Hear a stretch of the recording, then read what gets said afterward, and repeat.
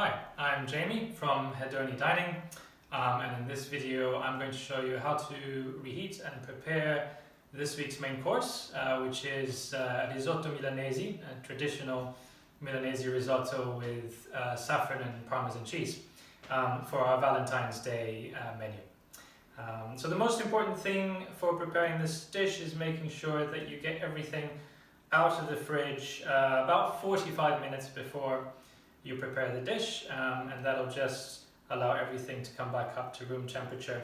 So the rice, what you're looking for is you want to make sure that it's flowing and not a solid block, which is probably what it's going to be like just as you pull it out of the fridge.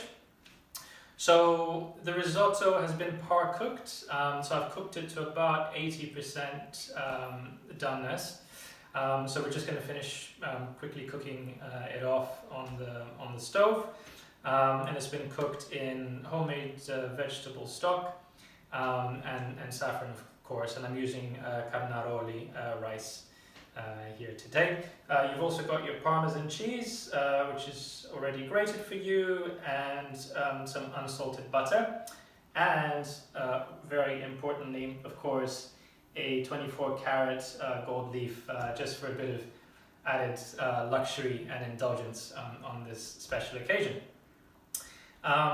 Just one quick thing I want to note is that it may look like there's a lot of cheese and a lot of butter, but trust me, the quantities are exact, and it's just the right amount you need for this risotto. So when you do add the cheese and the butter, make sure that you add all of it in. So to get started, what you're going to need is a small saucepan and about 120 ml of cold water, which is about this much, so about a third to a half of a glass. And this is for 2 portions, so I'm reheating 2 portions today. If you have ordered more than 2 portions, then just add another 60 ml of cold water per additional portion. And what you want to do is you want to get that cold water into the pan, and then just bring it up to a simmer, and then once it's up to a simmer you can just leave it there on the stove while you unpack the rice. I've already had some water on the go here, so my water is nice and hot. So the next thing to do is just to open up the bag containing the risotto. So you might want to just push the rice down a little bit so it doesn't go all over the place. I'm just going to cut that open. And then you just want to allow that to flow out of the bag into the pan and make sure you capture all of it. There we go, put it away. So the reason why we have some water in there is just to make sure that as the risotto hits the pan, it doesn't burn if the pan is hot. So the warm water will just allow you to stop breaking everything apart slowly and recover that creamy texture, which is what we're looking for.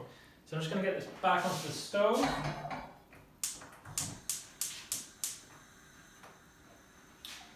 You can do this over a medium to high heat at home. I'm going to do this over a high heat just to get things moving more quickly for the video. Also, I'm using a high heat-resistant rubber spatula, but you can use a wooden spoon at home, just something that ideally isn't metallic, so you don't break up the rice grain. So you want to be relatively gentle with it.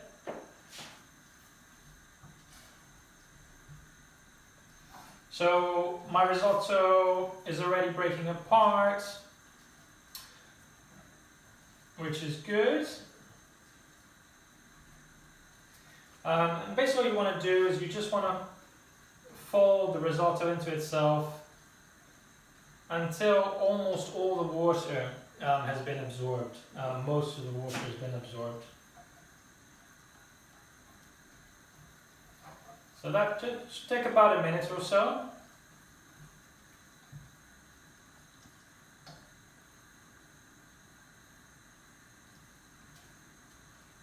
And I'll come and show you in a moment what it looks like.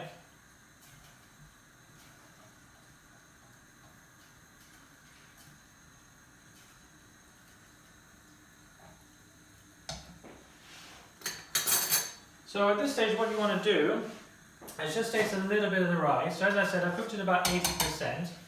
And I like my risotto al dente. So the rice grains are cooked on the outside, but there's still a little bit of a bite on the inside. So I'm just going to taste it now and check the level of doneness. So for me, that's just right. If you like your risotto more cooked, add another ladle of cold water, or ideally if you have a bit of warm boiled water actually. And again, just continue to stir until all of that water has been absorbed, and then it'll be a little bit more cooked. So just to show you, we've got it now down to that sort of consistency, so all the water has been absorbed, the rice grains are all intact, and what we want to do at this stage is add, as I said, all of the cheese and all of the butter. Like so, and then we want to take this back to the stove, and now over a medium heat we just want to slowly and carefully fold the butter in and the cheese in, and allow it to melt and combine with the rice.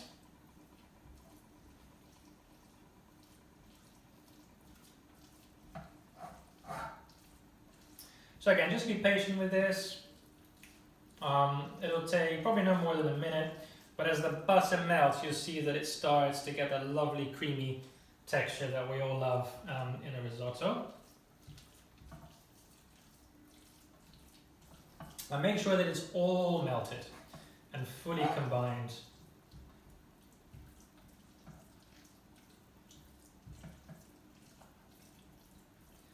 So I'm stirring this, but I can still see a few bits of butter that haven't melted.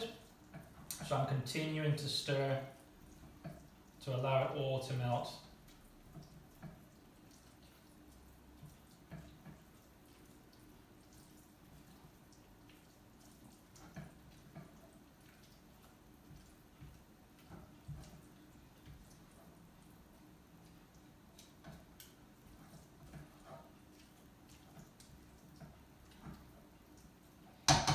There we go. And just to show you what I've got here. So as you can see, all the butter and cheese is melted, and you've got a lovely creaminess of the risotto there. And you've got no water left, so you don't really want any water pooling on the bottom. Where, you know, we don't want sort of a soupy result. We want a creamy result, which is exactly what we've got here. So once you get to this stage, we want to let that rest for just about a minute, just to let everything combine.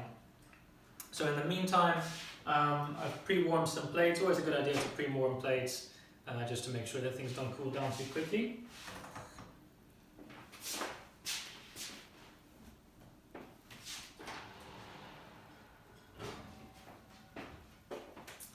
So I'm going to plate one portion just to show you. So just before you plate, I like to give it one final stir, just to make sure that everything's nice and combined.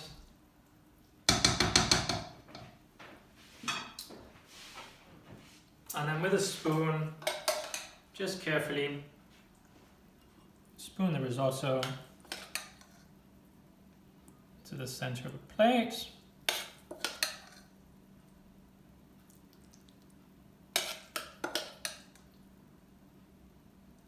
That's looking lovely, actually. Lovely color of the saffron in this risotto. So there we are. So that's one portion. Put that to one side. And then last but certainly not least, on this special occasion, we've got the gold leaf. And to apply that, very, very easy. It's always best to handle the gold leaf over the plate. So if it does run away from you, hopefully it falls into the plate, which is what you're looking for.